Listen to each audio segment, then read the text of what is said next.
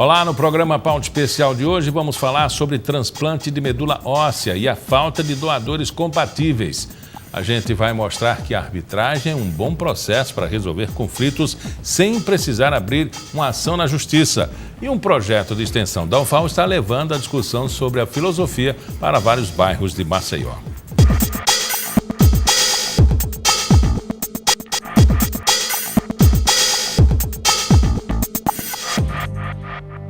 A arbitragem ainda é um processo pouco utilizado em Alagoas, que pode agilizar a divisão de bens no caso de falecimento, divórcio e conflito nos contratos comerciais. Você vai conhecer agora mais sobre essa prática extrajudicial na reportagem de Sérgio Torres. Sabe aquela situação que muita gente vai enfrentar? Morre um ente querido da família, um pai, uma mãe, ou você precisa se divorciar. E é claro, vem aí o problema da partilha dos bens. O natural é fazer um inventário. Mas do jeito que a justiça brasileira é morosa, isso pode demorar anos e anos. E aí, será que não existe uma alternativa? Segundo esse advogado, sim, trata-se da arbitragem, uma maneira prática, fora do judiciário, de resolver esse tipo de situação.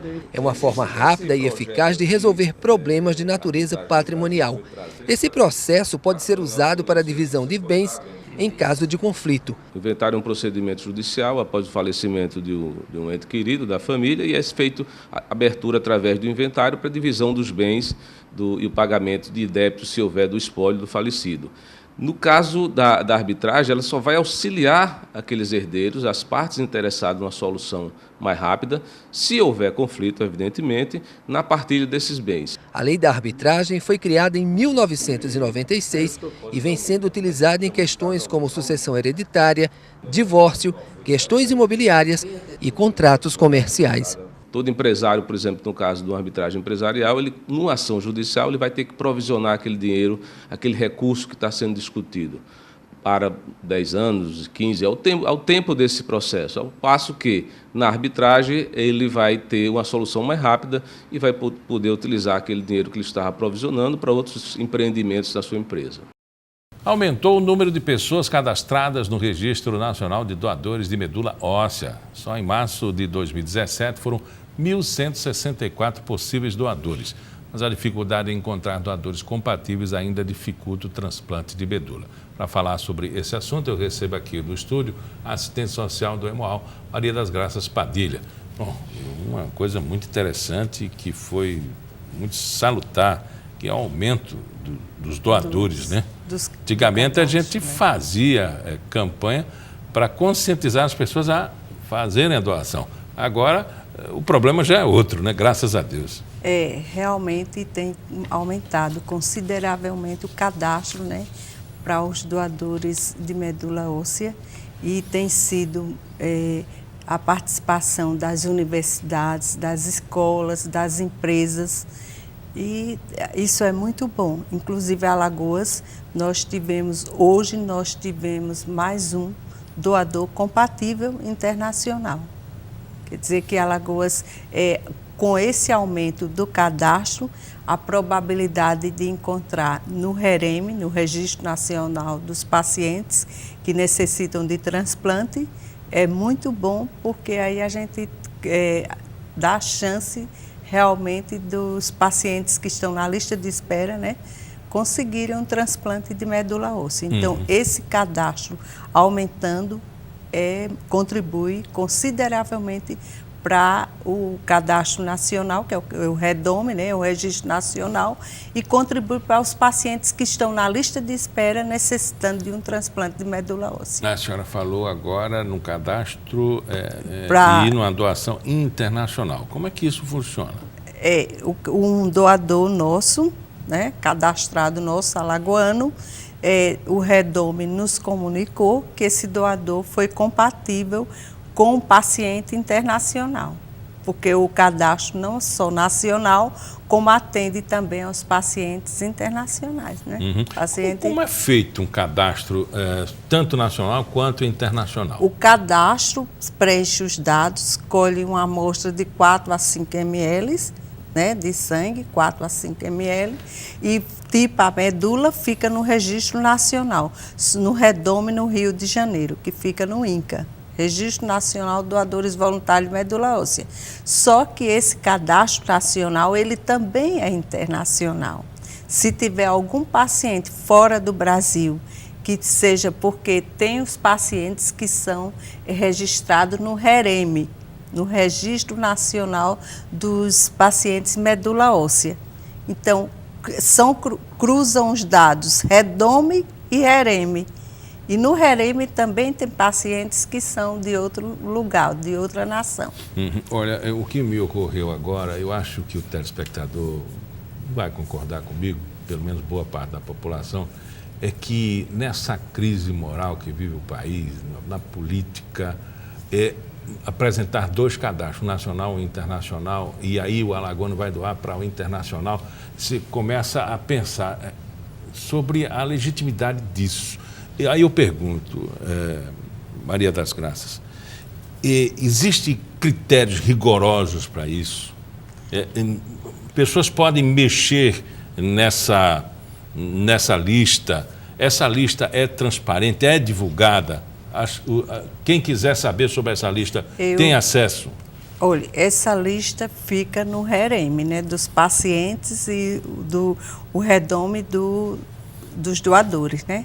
Eu não sei o procedimento dessa lista, eu sei que existe uma lista de espera de pacientes de transplantes, que esses dados são cruzados diariamente, REDOME e REREME. Agora, quanto à fidelidade, isso aí eu não sei como se procede.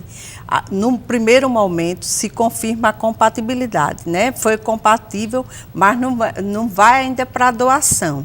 Ainda esse doador, no caso, esse alagoano, ele vai ser convocado, ele já foi convocado hoje, vai colher novas amostras de sangue para confirmar essa compatibilidade e uma série de exames que são realizados para realmente ver se ele vai doar ou não.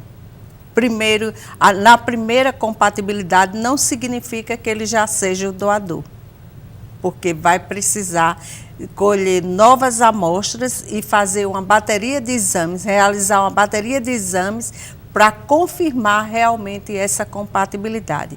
Agora, quanto a essa fidelidade na questão, aí realmente eu não posso responder. É uma coisa muito mais burocrática, né? Mais, eu dizia, intrínseca de política de governo. Acho que poderia ser transparente, divulgado para todo mundo, seria muito interessante, né?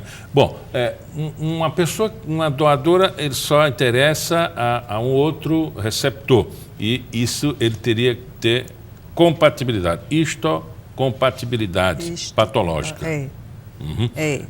Através dos exames. Quando a pessoa faz a proposta de ser uma doadora, ele não precisa fazer o exame mais rigoroso, ele faz o exame para mostrar e entrar na lista para até achar compatibilidade com outro paciente, né? É demorado isso? É doloroso? Não, preenche os dados cadastrais, colhe uma pequena amostra de 4 a 5 ml, medula. Do cadastro, colhe uma amostra de sangue, para tipar a medula, né? Ok. De 4 a 5 ml, preenche todos os dados cadastrais a partir de 18 até 55 anos, colhe de 4 a 5 ml, tipa a medula e vai para o Registro Nacional. Os dados cadastrais permanecem no cadastro geral, que é no REDOME. Se por acaso for um paciente que tenha irmãos do mesmo pai, da mesma mãe, aí não vai para o Registro Nacional. Se colhe dos irmãos, for o mesmo pai, a mesma mãe. Mas a chance, a probabilidade é de 25%. Irmãos do mesmo pai, da mesma mãe. Agora, se não, aí entra no cadastro geral, o cadastro do REDOME, o Registro Nacional de Doadores Voluntários de Medula Óssea, no Rio de Janeiro, no INCA. A compatibilidade analisada aí depois do procedimento é 100% de cura?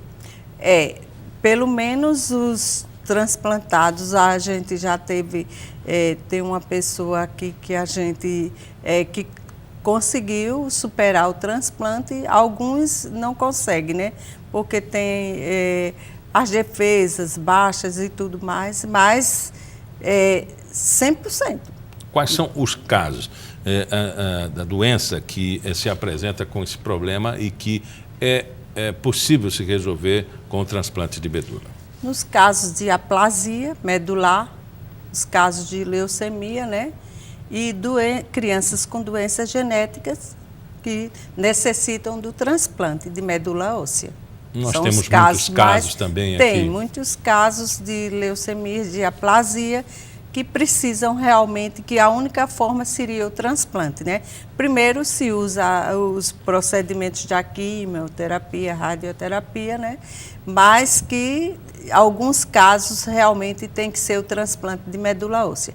A medula, Miguel, é a fábrica, eu costumo dizer que é a fábrica do sangue. Ela é quem produz o sangue no nosso organismo.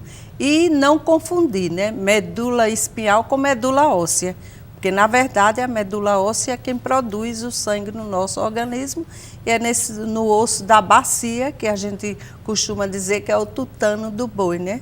É nesse osso da bacia que justamente se tira 10% da medula boa que vai ser transplantada. E o paciente doador recupera com facilidade. De 2 semanas, essa recuperação já há recuperação. É uma doação em vida, permanece com vida e não tem contraindicação nenhuma. Existem os 2 procedimentos muito utilizados para doação, que é o procedimento por aferes, como se fosse uma doação de sangue. Tomam uma medicação durante 5 dias, intradérmica, estimular as células mães migrarem para a corrente sanguínea e se tira como se fosse uma doação de sangue. Esse procedimento por aferes de 4 a 5 horas. E o procedimento por punção, se toma uma anestesia, 1 hora. O procedimento dura 1 hora e é feito por punção. Se tira com a seringa de 4 a 5 furos a quantidade de 10% que vai ser transplantada. Isso pode ser feito em Maceió mesmo? Não, transplante de medula ainda aqui não, nós não fazemos. Normalmente vai para o estado mais próximo, onde o paciente realmente foi indicado. Conversamos com Maria das Graças Padilha, assistente social do Hemol. Muito obrigado pela entrevista.